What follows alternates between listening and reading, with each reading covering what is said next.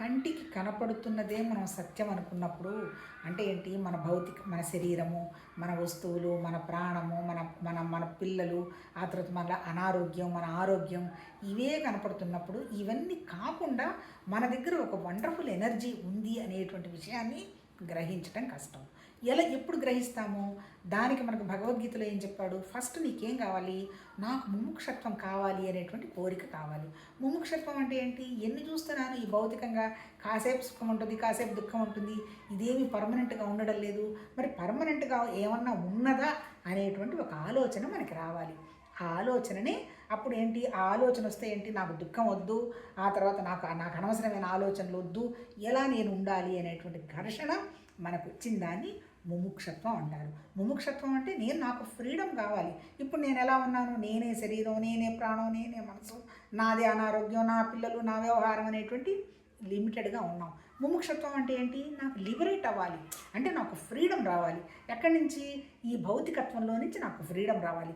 ఎందుకు ఫ్రీడమ్ రావాలి? ఇది టెంపరీ కదా, ఎప్పుడు చూసినా కనపడుతుంది, మారిపోతుంది మారిపోతుంది మారిపోతుంది, చివరికి వెళ్ళిపోతుంది. ఆ వెళ్ళిపోకుండా ఉన్నది ఏదైనా ఉందా, పర్మనెంట్గా ఉండేటువంటి సోర్స్ ఏదైనా ఉందా అని దాన్ని మనం విచారణ చేయాలంటే ముముక్షత్వం అంటారు. మరి ఎక్కడ మనం విచారణ చేస్తాం? నార్మల్గా శరీరం ఏమి విచారణ చేయదు. తర్వాత భగవతత్వం అనేటువంటి ఒక ఎనర్జీ ఉంది, అది విచారణ చేయదు. విచారణ చేసేదంతా మన మనస్సు. ఇప్పుడు మన మనసు స్థితి ఏంటి? నాకు అది కావాలి, ఇది కావాలి, అది ఇట్లా, ఇది ఇట్లా అని గోలగోలగా ఉంది. ఆ గోలగోల మనకి తగ్గాలంటే, మన మనసు మీద మనం పనిచేసుకోవాలంటే ఒక హయ్యెస్ట్ విషయం మీద మనసు పెట్టాలి. హయ్యెస్ట్ విషయం ఏంటి? నిరాకారంగా కంటికి కనపడకుండా ఉన్నటువంటి ఒక వండర్ఫుల్ ఎనర్జీ ఉంది.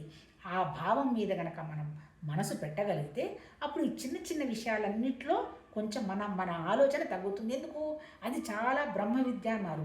ఆ బ్రహ్మ విద్యను అర్థం చేసుకోవటానికి కష్టం. ఆ అర్థం చేసుకోవటంలో గోలగోలుగా ఉన్నవాళ్ళం ఈ చిన్న విషయాలు ఎక్కడ పెట్టుకుంటాము? ఎప్పుడైతే అది అర్థం చేసుకోవటానికి మనం ప్రయత్నం చేస్తూ ఉంటామో మనకున్నటువంటి మన సెన్స్ ఆర్గన్స్ మీద మనకు పట్టు వస్తుంది. అంటే సెన్స్ ఆర్గన్స్ అంటే ఏంటి? మన జ్ఞానేంద్రియాలేంటి? కళ్ళు, ముక్కు, చెవులు అన్నీ కూడా అది అర్థం చేసుకోవటానికి పెట్టామనుకోండి, అనవసర విషయాల మీద మనకి ఇంట్రెస్ట్ పోతుంది. అందుకని వాటిని శమ, దమ, ఉపరతి, శ్రద్ధ, తితిక్ష, సమాధాన అన్నారంటే ఏంటి? మన అన్ని ఫ్యాకల్టీస్, మన ఇంద్రియాలు మొత్తం ఇప్పుడు దేనికి ఉపయోగిస్తున్నాం? అనవసర విషయాలు వింటాం, అనవసర విషయాలు మాట్లాడటం, అనవసర విషయాలు తింటాం. ఇదేగా మన స్థితి. ఎప్పుడైతే హయ్యెస్ట్ విషయం మీద పెట్టామో ఇవన్నీ అనవసరమైనటువంటి విషయాలు అనేటువంటి విషయం మన బుద్ధికి తెలుస్తూ ఉంటుంది. అప్పుడు సత్యం ఏంది అనేటువంటి విషయంగా మనం ఎంక్వైరీ చేయడం మొదలు పెడతాం. ఎప్పుడైతే అలా ఎంక్వైరీ చేస్తామో దానికే భగవద్గీతలో కర్మ, భక్తి, జ్ఞానం 4 యోగాలు చెప్పాడు. మోక్ష